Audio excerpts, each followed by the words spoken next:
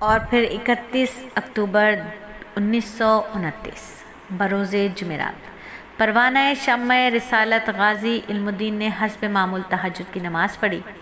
درود و وظائف میں مصروف تھے کہ انہیں کسی کے بھاری قدموں کی چاپ سنائی دی۔ کمرے کے بند دروازے کے سامنے ہی کسی نے کے رکنے کی آواز کے کھٹکے پر غازی صاحب نے ادھر جو دیکھا تو پھانسی دینے والا عملے کو اپنا منتظر پایا۔ اس موقع پر داروغہ جیل کی آنکھوں سے شدت جذبات سے آنسو بہہ نکلے۔ آپ نے اس کی طرف دیکھا اور کہا کہ گواہ رہنا میری آخری آرزو کیا تھی۔ آپ رحمہ اللہ نے معمول سے بھی کم وقت میں نماز ادا کی۔ اتنی جلدی آخر کس لیے تھی؟ ممکن ہے کہ آپ کے ذہن میں یہ بات ہو کہ کہیں مجسٹریٹ یہ تصور نہ کرے کہ محض زندگی کی آخری گھڑیوں کو طول دینے کے لیے دیر کر رہا ہے۔ داروغہ جیل نے بند دروازہ کھولا۔ آپ اٹھے، مسکراتے ہوئے دروازے کی جانب چلے۔ دایاں پاؤں کمرے سے باہر رکھتے ہوئے انہوں نے مجسٹریٹ سے کہا، چلیے دیر نہ کریں، اور اس کے ساتھ ہی آپ تیز تیز قدم اٹھاتے تختہ دار کی جانب چل پڑے۔ ایک کمرے کے سامنے سے گزرتے ہوئے آپ نے ہاتھ اٹھا کر ایک قیدی کو خدا حافظ کہا۔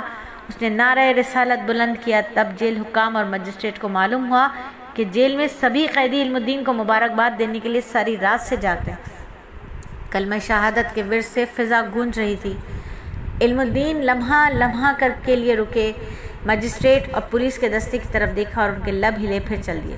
تختہ دار کے قریب متعلقہ حکام کے علاوہ مسلح فوج پولیس کے جوان بھی کھڑے تھے۔ سب کی نظریں آپ پر جمی ہوئی تھی۔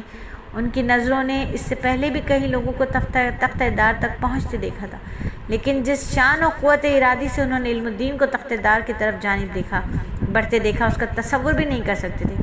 انہیں کیا معلوم تھا کہ جو حیات علم الدین کو نصیب ہونے والی ہے، اس کا تو ہر مسلمان آرزومند ہے۔ اس وقت آپ کی آنکھوں پر سیاہ پٹی بندھی ہوئی تھی، مخصوص لباس آپ کو پہنا دیا گیا۔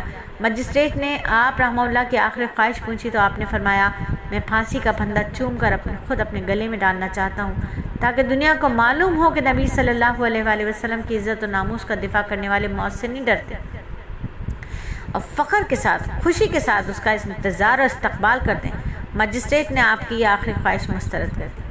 بعد ازاں علم الدین کے ہاتھ پاؤں باندھ دیے گئے۔ اس دوران آپ نے ارد گرد کے لوگوں کو مخاطب کرتے ہوئے کہا، تم گواہ رہو، میں نے حرمت رسول کے لیے راجپال کو قتل کیا ہے۔ گواہ رہنا کہ میں عشق رسول میں کلمہ شہادت پڑھتے ہوئے جان دے رہا ہوں۔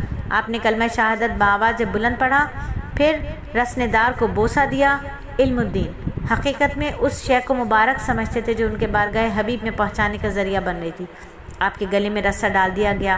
مجسٹریٹ کا ہاتھ فضا میں بلند ہوا، ایک خفیف اشارے کے ساتھ ہی آپ کے پاؤں کے نیچے سے تختہ کھینچ لیا گیا، اور چند ہی لمحوں میں آپ کی روح قفس عنصری سے پرواز کر گئی۔